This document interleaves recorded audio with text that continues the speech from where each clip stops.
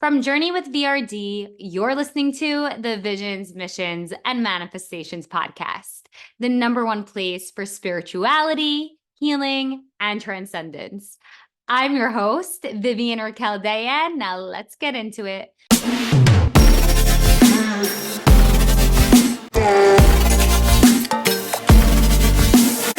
Hey everyone, before we start this episode, I want to announce the winner of Instagram contests. We held a contest on Instagram for the 5-month anniversary of the Journey with VRD podcast, Visions, Missions, and Manifestations. To win, you had to comment on the latest Instagram post that I pinned your favorite podcast episode to date. And the winner is Shannon Cole. To claim your one-on-one free session with me, just DM me, direct message me on Instagram, or message me. You know how to reach me. I also wanted to talk about some of the cool and fun things happening at Journey with VRD. For instance, on May 29th, Monday, May 29th, I will be speaking at DSN, giving a talk on how to manifest the next level of your life. I'll also be talking about some of the blocks that my clients have and how to reframe and re-narrate your story so that these blocks, these fears, these limiting beliefs, these ucks, these whatevers become your superpower and skyrocket you into the life you've been dreaming of. So if that is something that's calling your name, don't know if there's any more spots left, but definitely check it out on DSN's website and their Instagram. I also have 2 VIP client spots available for July. So if you are looking to take your life to the next level and you want to do it in a more intimate way, what the VIP package is 9 sessions. So 3 sessions per month for 3 months where you work with me one-on-one through Zoom to get to your manifested reality, to the life that doesn't just look awesome, but feels even more amazing. And then you get Voxer support. So I hold you emotionally, I give you clarity, and I hold you spiritually as well through Voxer, which is like a walkie-talkie where we get to talk all day, Monday through Friday, so that if you have any tests or questions or you just need some clarity, I'm here for you. And then last but not least, you also get the VIP in-person day where I put you up in a 5-star hotel in New York City, and I really curate the most perfect manifestation day in person where you get to come into my energy and really, really, really stay in that high vibrational space to just collapse time even more and ascend into the space and place that your soul is craving. So this is really perfect for anybody who wants to connect more with themselves, with their purpose, with their mission, or really just wants to peel back the layers in their life and come back home. Finally, all the month of July, I'm giving 15% off all Journey with VRD journeys, coaching sessions, tier 1, tier 2, and tier 3. Just use code July15, July is all caps, and you'll get 15% off. All right, see you then. On today's episode, we're graced with licensed acupuncturist and herbalist Paul Kempisty. I first experienced Paul's magic at Sage and Sound in New York City when I happened upon his class back in March of 2024.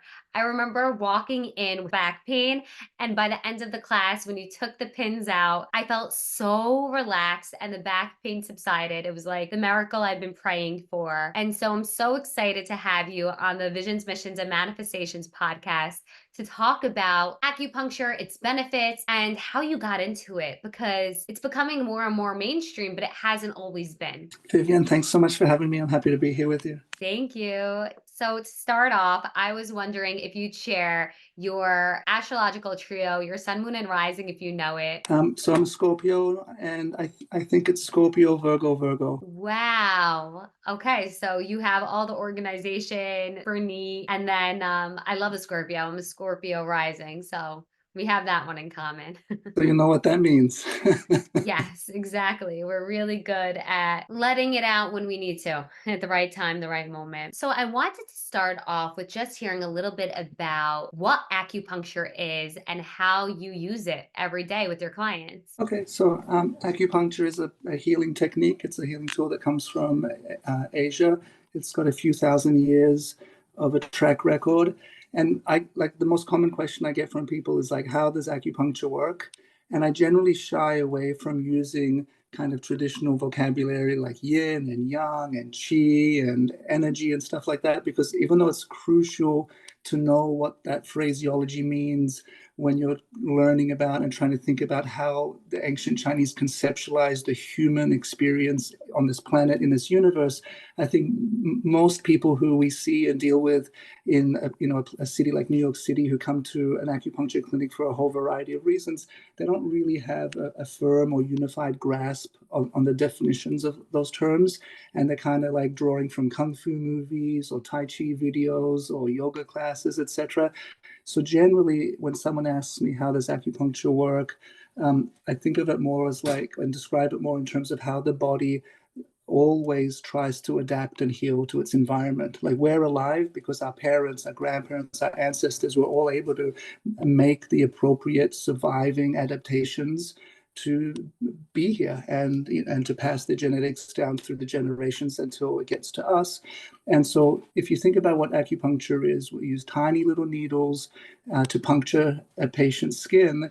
And so that's an injury. That's a small injury that we inflict upon them. And it's not like a bar fight or a car accident or sports injury. Like, there's no real collateral damage. Occasionally you get a little bruise or something from acupuncture. It's not a big deal.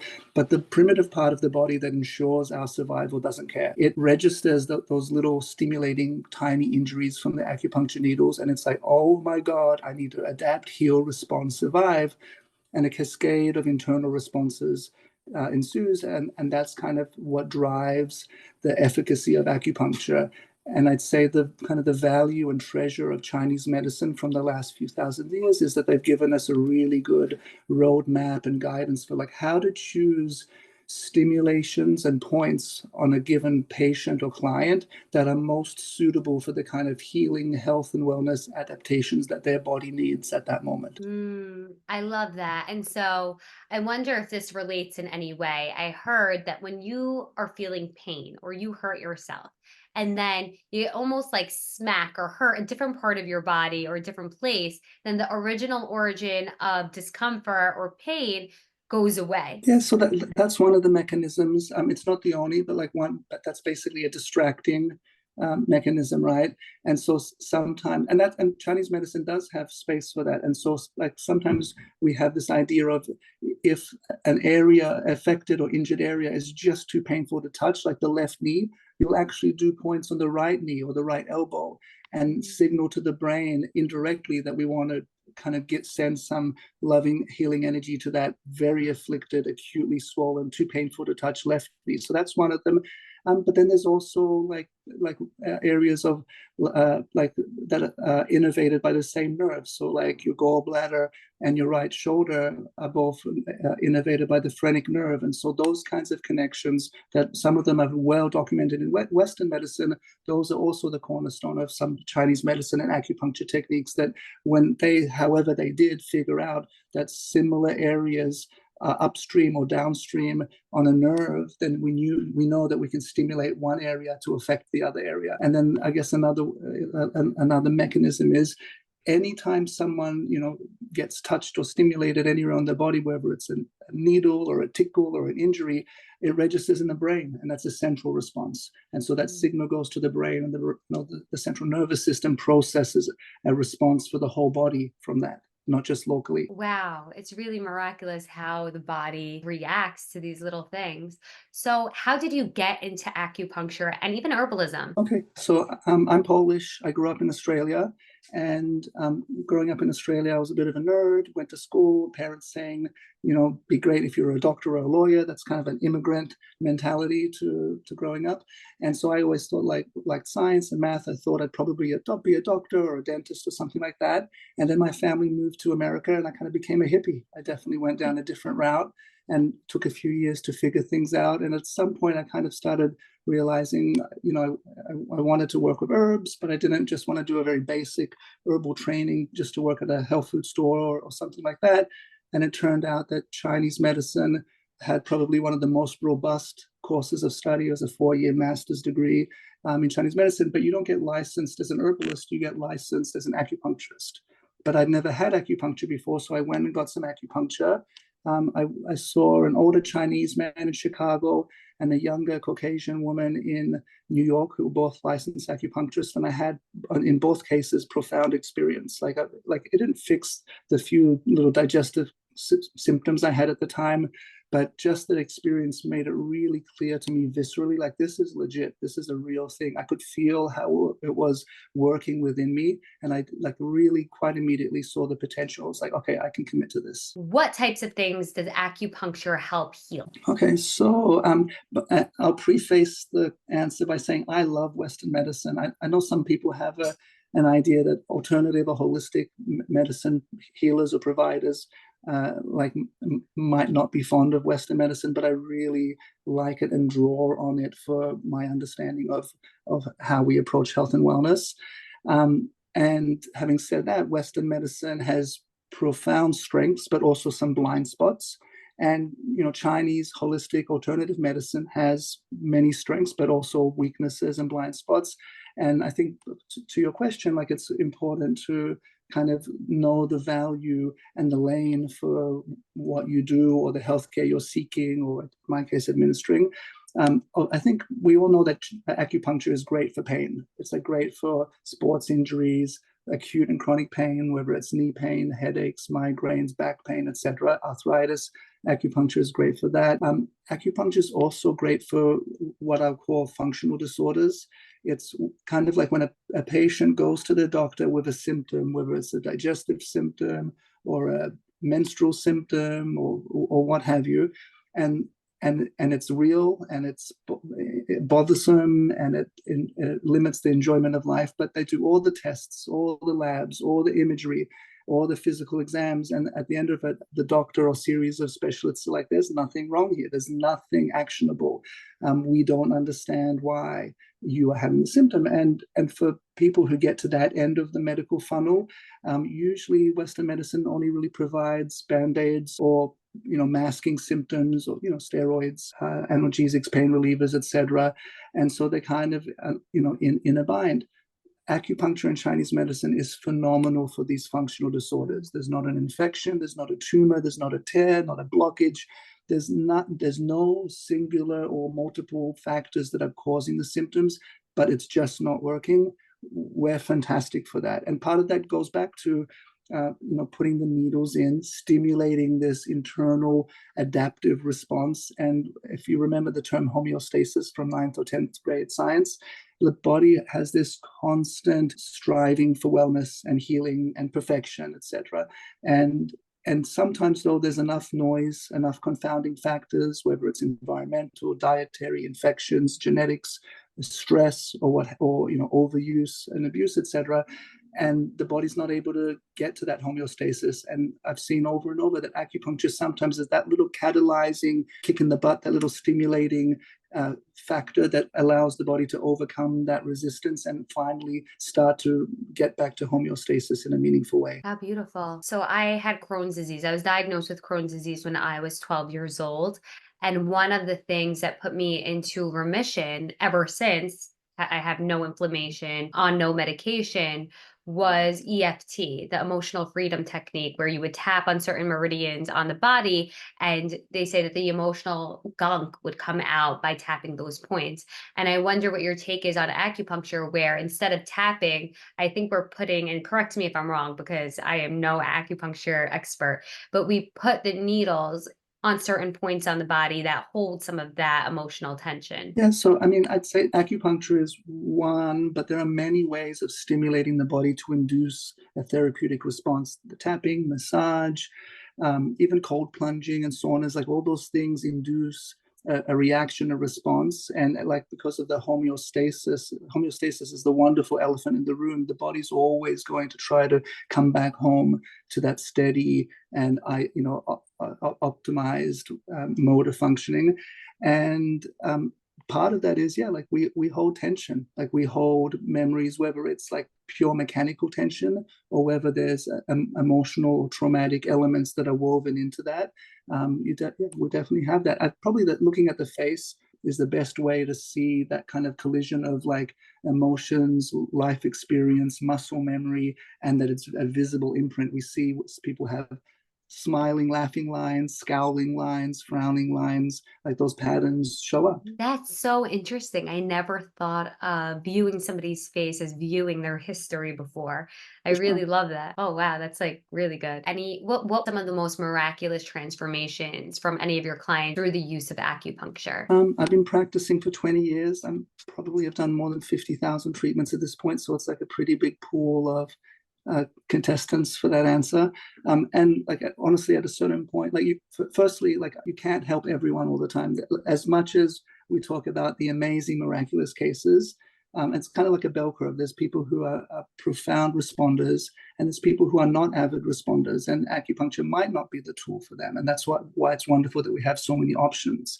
And most people are in the middle of the bell curve, where like they respond in a linear, appropriate, expected fashion to the treatment you give them. But if we're going to the miraculous part of the bell curve, I mean, the cases that like thrill me and excite me and gratify the most are like, and this is going on like over a decade for some of these, are the stage 4 breast cancer patients that come. I've had a good number of them. They're given 6 to 24 months to live.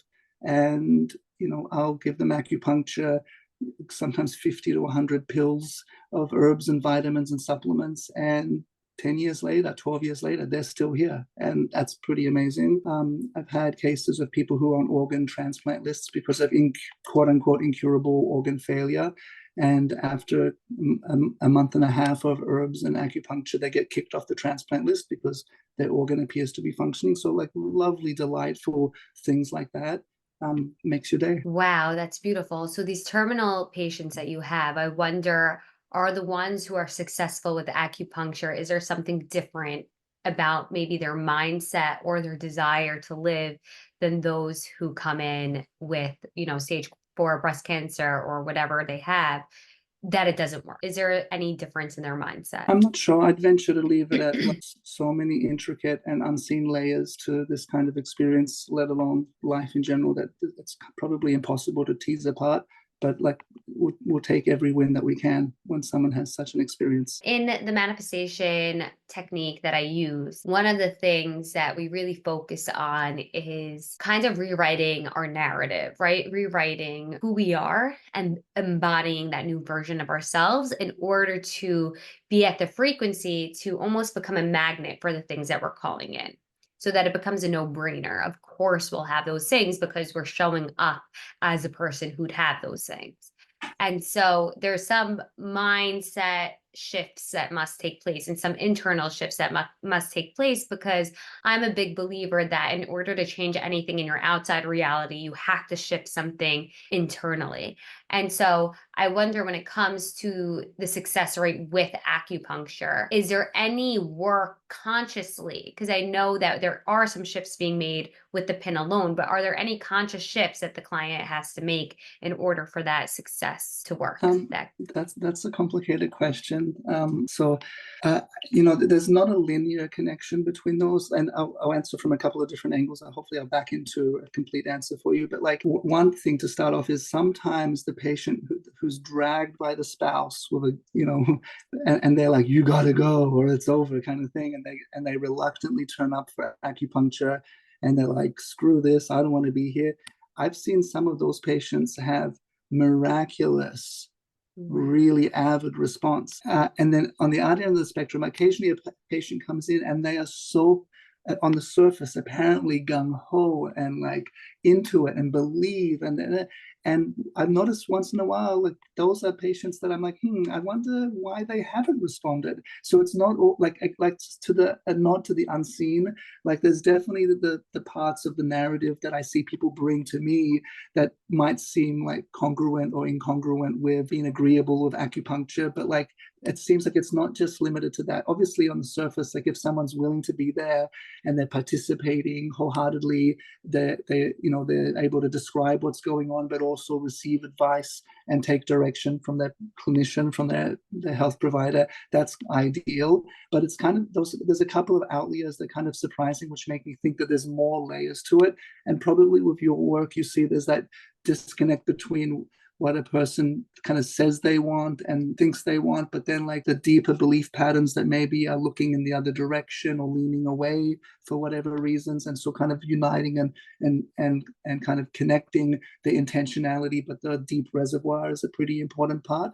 And on that front, I'd say I don't usually have an agenda with that, but I think that based on my experiences and what I've heard from patients over the years, sometimes just having an unexpected opening, release, expansive experience, sometimes having like kind of, I guess what you'd call a bit of a breakthrough, just kind of does accelerate the receptivity in the process for many people. But it doesn't have to be a particular exact type or flavor of breakthrough. So, and I think that kind of automatically connects a few dots inside that makes it all a bit more accessible for them and doable.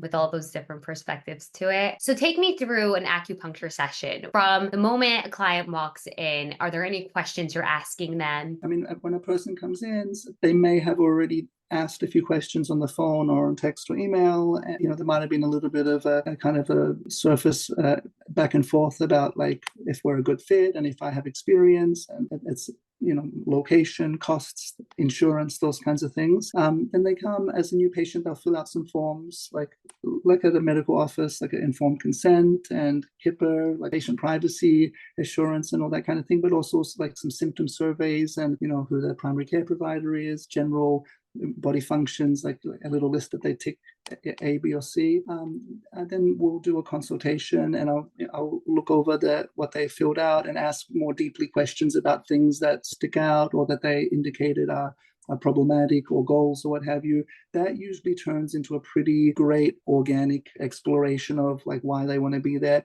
But honestly, some people are chatty, and we cover so much ground and relating to their symptoms. We tell some jokes, we have a good time. It's just like we try to bring a good vibe. And some people are just like, I'm here for my shoulder. That's all I want to do. And we cut to the chase. 99% of the time, I'll take a pulse and look at their tongue. It gives me a little bit more information. Part of our training is to interpret the pulse, interpret what we see on the tongue. I'm not really counting the pulse. It's not as linear as that. We look to feel like what the resistance and resilience of the blood vessels are when we press on them, and that tells us a little bit about body functions, autonomic nervous system, circulation. And then I look at the tongue, and the tongue is a fleshy organ of the interior. We can see it without cutting you open. So the Chinese oyster is a really good way to get a glimpse of what's probably the general condition of the meat and potatoes inside this person. We look at the color. Is it swollen? Is there a thick or thin coating? Any cracks or crevices? All kinds of little features. And again, it gives us another layer of being able to assume or presume what's kind of the internal condition here. Sometimes it really matches up with the kind of symptoms that they're discussing, and sometimes the tongue looks really different, and it kind of leaves you scratching your head a little bit, but it still informs us about this person's constitution, the condition of their body, of their structures. And Chinese medicine is great at incorporating that differentiation between what is the body telling us, what are the symptoms telling us, and what is the patient's voice telling us. It's funny you say that, especially about the tongue, about how sometimes the tongue can look one way, but the symptoms are they're a mismatch. I've studied quantum health, and so I have some knowledge over the different bodies we have. We have the physical body, the emotional body, the astral body, and so forth. And so I wonder, when it comes to assisting anybody into getting better back to themselves, if just looking at the physical body isn't enough, because maybe the emotional body is what's needing the help, is what has the trauma. Even if somebody has like a physical ailment, I think that's just the physical manifestation of what is really going on energetically in one of the other 7 bodies. And I wonder what your take is on that. So I agree. I think that like so many layers of seen and unseen factors contribute to health and wellness. I mean, some of the thoughts that come to my mind as you were kind of asking that question, sharing that bit, was I think Chinese medicine arose at a pre-modern, pre-scientific time. There was definitely like a strong spiritual and shamanistic traditions at those times. So they definitely gave value to the unseen, and a lot of the vocabulary of ancient Chinese medicine wasn't really like nuclear medicine as we know it now, and sports medicine as we know it, but it kind of used the vocabulary of the natural world around them to describe movements and connections and functions and relationships within the body. They definitely like attributed things to like ghosts and evil spirits and things like that. But that's like, to me, that's kind of pre-germ theory, like the unseen things that can cause disease unexpectedly. You go to a haunted house or a haunted cave and you get sick, it's possible that there was a bacteria or contaminant or mold or something there. And so they kind of wove it together in that way. I think like one of the criticisms people have of Western medicine is that it strives for better or worse, and it has good reasons, to really separate like the mind and the body, or the body, I should say, from all those less substantial layers, and it compartmentalizes them, and it strives to treat very directly and with a limited jurisdiction what's going on in what part of your body. Chinese medicine, I think, facilitates a little bit more of that organic, natural, spiritual interaction between the different layers. And I mean, like for instance, in Western medicine, we have this concept that the mind resides in the brain, right? Like in your head, and your brain and your cortex processes all the functioning, the thoughts, the feelings, etc.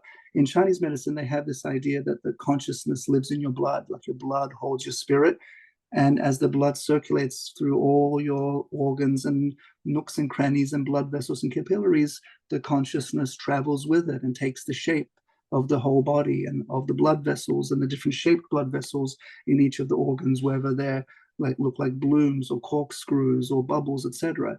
And the health of an organ, whether it's supple and fresh and moist and hydrated, or sclerosed and scarred and dehydrated, that defines how smoothly all this flows, and it defines how your mind thinks and feels and processes. So right there in a big central part of Chinese medicine approach, like there's a connection between the mind and the body that is very practical.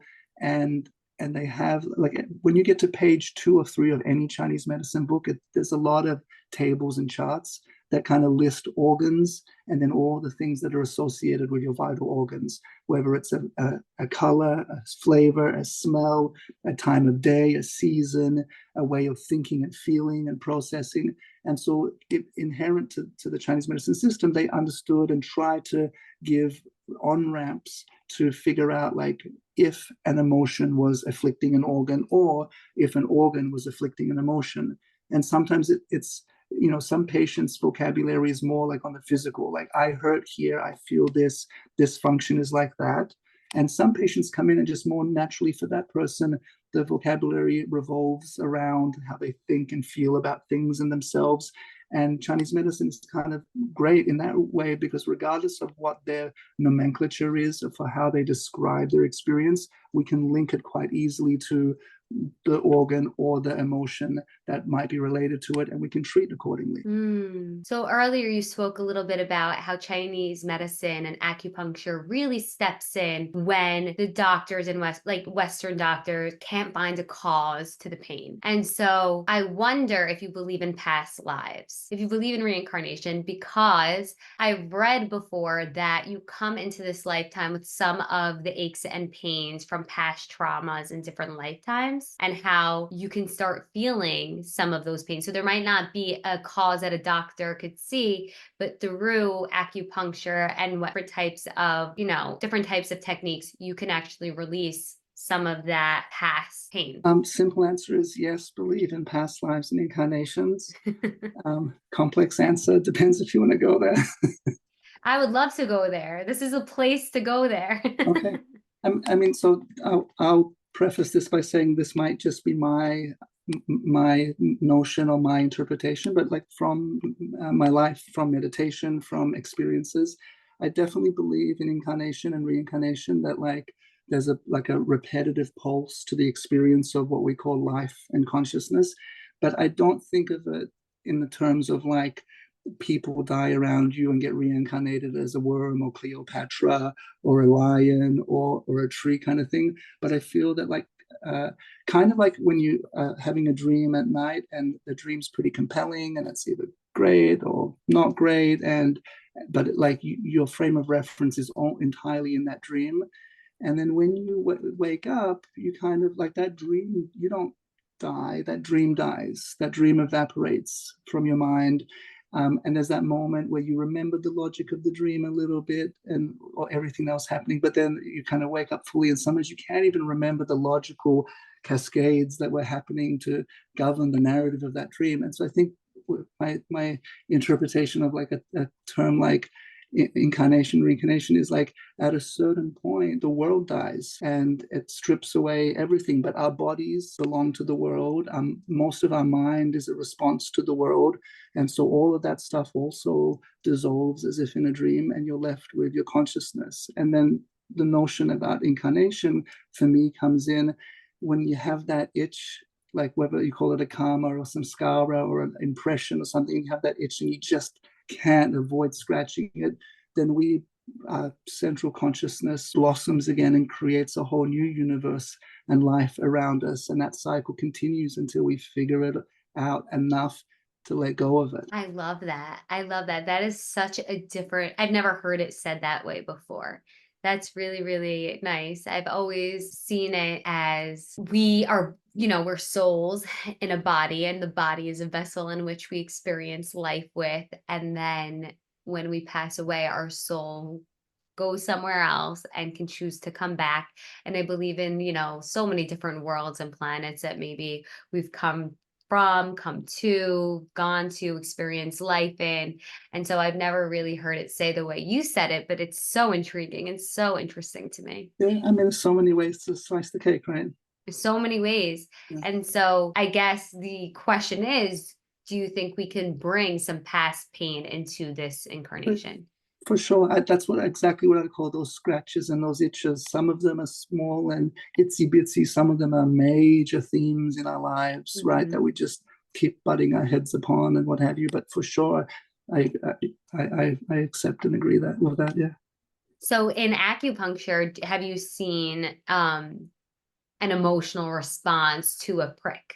Yeah, absolutely. I mean, I'd say that there's definitely times where a single needle can precipitate like a really big response, whether it's like unexpected flood of tears or just like the patient being like, oh my God, what just happened? Or, also like on a kind of a more general level, a lot of times we do the whole treatment and a number of needles are in the person's body. They're laying there quietly in the treatment room. I step outside, I call it cook. I let them cook on their own. When it's in my private clinic, and in that time, a shift occurs. So they either realize something, they feel like a visceral, tangible release of something. Some people shudder and shake and shiver for a few moments uncontrollably at different parts of the treatment. Sometimes people's bodies like jolt and spasm for a moment. And as they're getting into like this deep relaxation, it's kind of profound. And so it's like there's not a standard way, and it's also not dramatic. I remember having acupuncture sessions years ago when you couldn't tell anything was happening on the outside, but it was just a wonderfully poignant and profound experience internally that was very meaningful for the next steps in life. And so one of the more popular reasons why women go to acupuncture is for fertility. So I wanted to speak a little bit about that and why acupuncture is known to help fertility so much. Okay. So I think, in Chinese medicine, they've always used herbs and acupuncture for functional things, including fertility. And like for a long time, there was a preoccupation with life extension and immortality, and that kind of like, and it's, you can imagine 500, 1,000, 2,000 years ago, like lives were limited compared to what we have now. And, anyone could be swept away at any moment with an illness or an infection or an accident or what have you, and there wasn't the same kind of options to rescue someone's life, and limb. And so a lot of the the kind of treatments and the treatment approaches for longevity and what they would call striving for immortality definitely help with the kind of vitality that you need to be optimal in surviving and reproducing. Those are basically the two things that drive human evolution, right? So to survive and to propagate the species. And like you said, acupuncture is way more accepted now, but I've been practicing for 20 years and it was a different conversation 20 years ago. Like there was the people for whom it was normal and acceptable, but they were definitely the minority. They were definitely like not everyone. I mean, I have people from all walks of life that come in now who you'd never guess would be into the kumbaya kind of treatments and holistic medicine, and they really are, and they're sometimes quite knowledgeable about it. And 15, 20 years ago, that would not have been the case. So it's definitely accelerated in that regard. But it's funny you should mention fertility. I think it was 2001, one of the first peer-reviewed research papers came out showing that just a couple of acupuncture sessions on the day of an IVF transfer basically doubled the success rate. So you're talking about like $200 worth of treatment, doubling the success rate of a $10,000 to $20,000 procedure. That was huge news. And I think in an interesting way, that kind of moment in time is what brought acupuncture to the awareness of many people, especially the medical community, where they started to think about it in a legitimate way. Prior to that, probably most Americans, if they're old enough, only really heard about acupuncture when President Nixon went to China and someone in his group had acute appendicitis and they used acupuncture anesthesia instead of regular pharmaceutical anesthesia for his appendectomy. That's probably the one prior experience Americans had vaguely heard about acupuncture. So that study was poignant and great and timely. And since then, there's been definitely a cascade of accepting that even though that study was focusing on IVF and in vitro fertilization, it helps with IUIs, it helps with general fertility. And I'd say about a third of my practice is women's issues, fertility, irregular periods, painful periods, endometriosis, these kinds of things. And it really is helpful for so many of these things. It's really wonderful. Another category of wonderful outcomes would be the people who, after years and years of trying, get pregnant and have a baby when they added acupuncture and herbs to their protocol. Wow. And I did not know that about President Nixon when he went to China. I think it was either one of the press corps or one of his aides, so like someone in his entourage, but it was pretty profound. We don't learn how to do acupuncture anesthesia, and even when I went to China to study after I graduated acupuncture school in New York, and you talk to people, you ask questions, and there's some very seasoned, experienced clinicians there. And even they agree that pharmaceutical anesthesia is just a touch more reliable.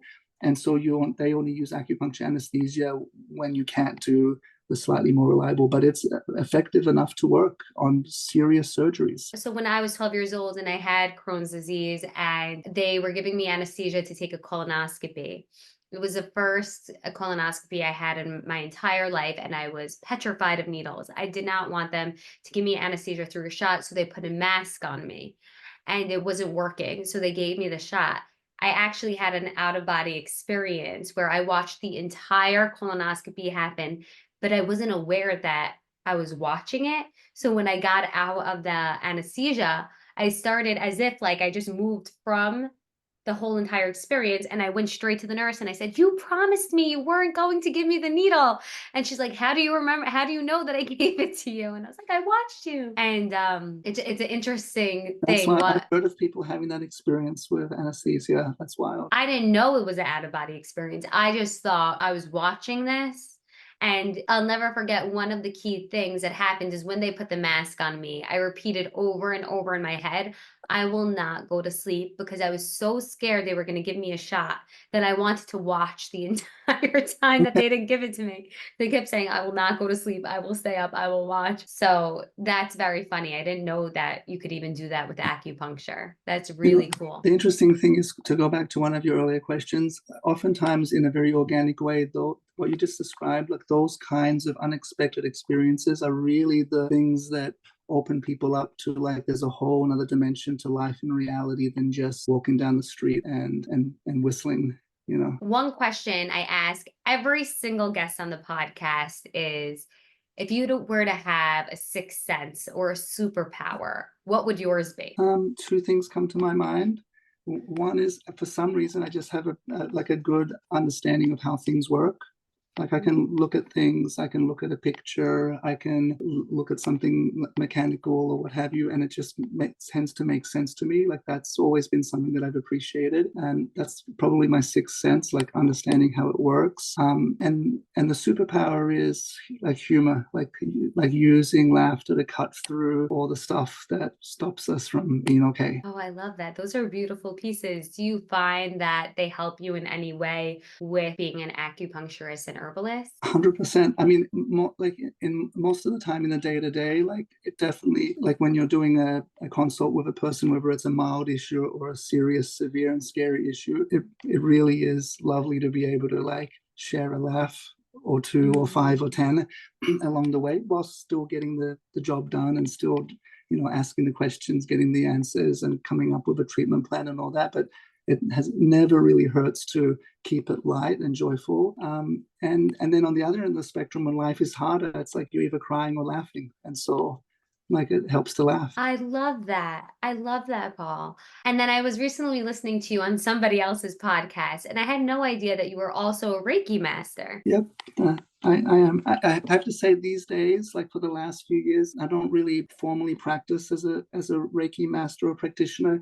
It's been kind of really in tune with what we've been discussing. It became so clear that all of it is happening regardless of if we Mhm. are white knuckling our way into a Reiki element or what looks like a Reiki element or not. That energy flows, the healing intentionality flows, and I found that like those kind of same results, the same kind of openings, the same breakthroughs happen, and not everyone is open to what they think Reiki is, but like if we know that we're always exchanging energy with people around us, and when you work in a clinic and you see patients, the intent is to be hold a loving space, a healing space, let all the good things flow to them. That's happening regardless of if I tattoo Reiki on my forehead or not. For sure. And so I wonder what your big vision and mission is in the next 5 to 10 years. Where do you see yourself with how you serve humanity? I'm not sure. I don't give it a whole lot of thought other than I'm so delighted and grateful that I love the job that I do. And it like when times are good, when times are tough, when it's stressful, what have you, like the one thing that I really appreciate is having this job that like is really an amazing job. Like it's the best job, and so like where that takes me, it's taken me to all kinds of wonderful experiences. I don't doubt that it will continue to take me to more wonderful experiences. I have an herbal company as well. I'm trying to bring herbs to a larger audience to the kitchen table. I'm sure that will be part of the picture, and just continuing to try to do good no matter what happens. I love that. And before I ask you some more questions on your herbalism ventures, I do want to know for the person who maybe never been to acupuncture or who has gone once or twice, what are three things, three pieces of wisdom that you'd want to share with them on the journey of acupuncture? um, well, firstly, in terms of finding an acupuncturist, like there's so many different styles, there's so many different temperaments and personalities. There's also pragmatic things like insurance or no insurance or out of pocket.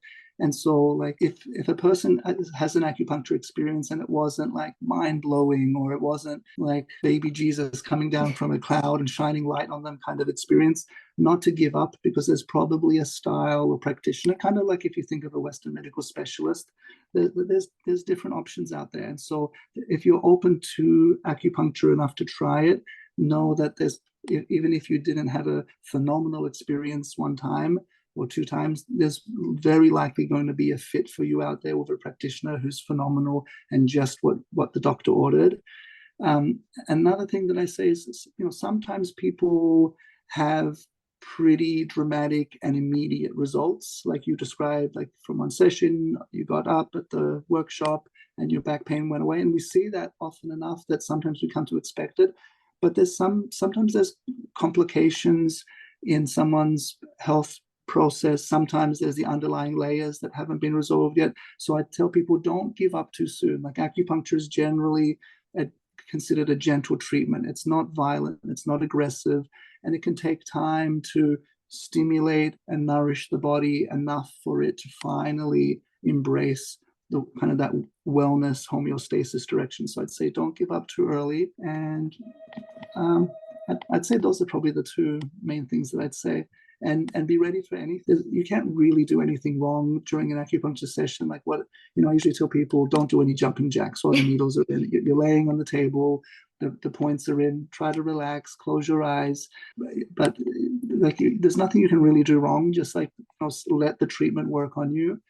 And okay, I went from 2 now to 4 things. I'd say whilst we definitely appreciate the person who's knows what they want to achieve and communicates their symptoms and their preferences. But I think there's a wonderful balance between the squeaky wheel that gets the grease, but then also the moment when a patient needs to kind of let go and take, if they're there to take the treatment, to settle down or receive the advice. Because I think sometimes people with Google and with friends and opinions, they get a little skeptical, a little concerned, and they kind of it's sometimes like negotiating a treatment away from where it should be, rather than just trusting their practitioner knows what they're doing. And we're listening to people's preferences and their fears and the do's and the don'ts that they're letting us know. But there's also treatments that work and treatments that don't work for a given symptom. I love that. And so I already mentioned that people can find you at Sage and Sound, but where else can people find you? If they're so interested and want to do a session with you, how would they go about that? So they can, I have a presence on Instagram. It's I Love Acupuncture, and then PK's Herb Shop. My main office is in Soho, on Broadway between Prince and Spring.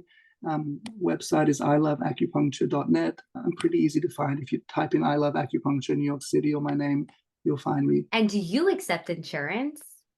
I do not accept insurance. I've gone through periods earlier in my career where I did, but it's really challenging. It really is a difficult environment. And insurance is there not necessarily for patients, but for economics.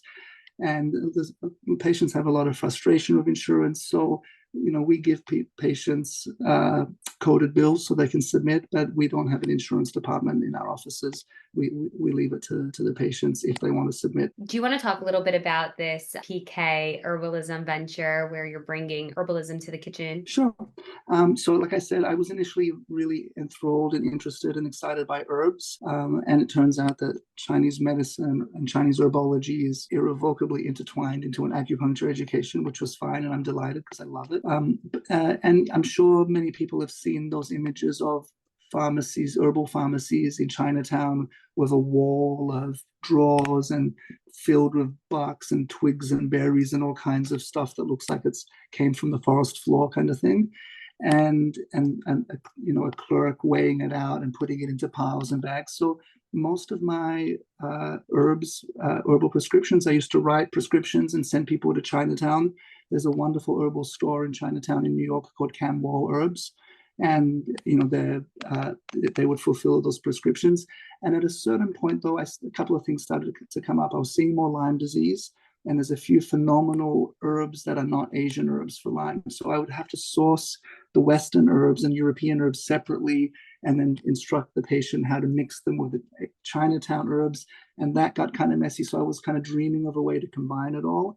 And then also like the Chinese herbs that you get in Chinatown, when you cook them and you brew them, they kind of smell and they take time. It's kind of a chore and a task that not everyone has the time or the bandwidth for. And so I started kind of also dreaming about having like some ready-made things, that herbal products that kind of cover most bases most of the time, that I could send someone home with right away from my office rather than needing them to make another trip downtown to get a prescription.